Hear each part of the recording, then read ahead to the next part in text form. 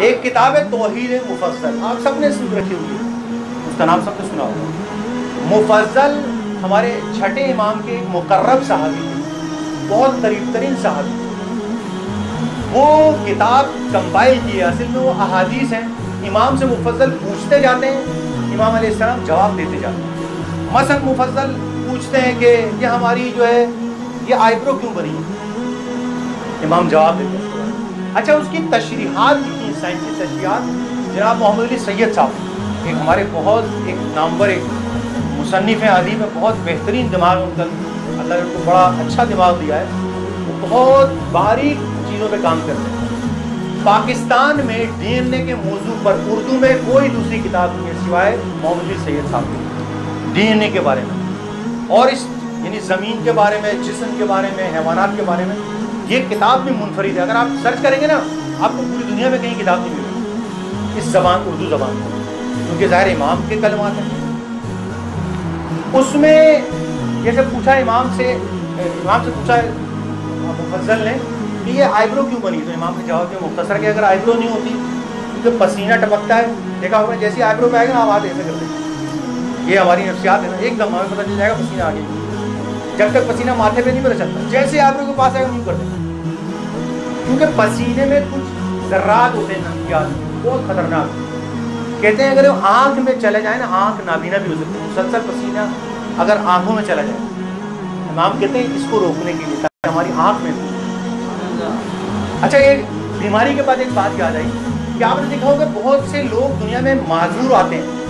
کسی کا ہاتھ نہیں ہے، کوئی اندھا ہے، کوئی گونگا ہے، کوئی بہرا ہے نا، اس میں بھی لوگ پریشان ہو جاتے ہیں اور اس پہ بھی کفریہ جو ہے جملے ادا کرتے ہیں۔ امام سے مفضل پوچھتے ہیں، یا امام سب تو سمجھ میں آتا ہے یہ معذور ناقص کیوں اللہ نے پیدا ہے؟ اب امام نے ایک اس کو دقیق جواب دیا، بہت بہترین، ہمارے لیے بھی سوچنے کا مقام کہ یہ جو معذور ہیں اللہ نے ان کو اس لیے پیدا کیا ہے، اگر یہ اپنی معذوری پر اللہ کا شکر ادا کرتے رہیں اور اسی حالت میں دنیا سے چلے جائیں، روز محشر قیامت کے دن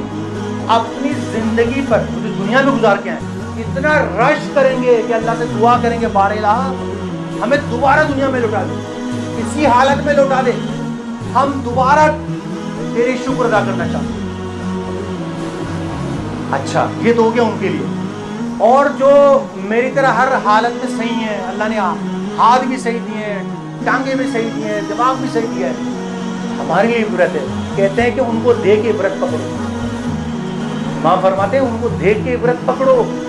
اللہ نے تمہیں سالم آنکھیں، سالم کان، سالم ہاتھ دیے، سالم دماغ دیا، جسم دیا ہے،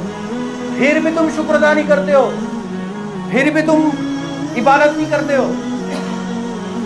تو یہ ساری علتیں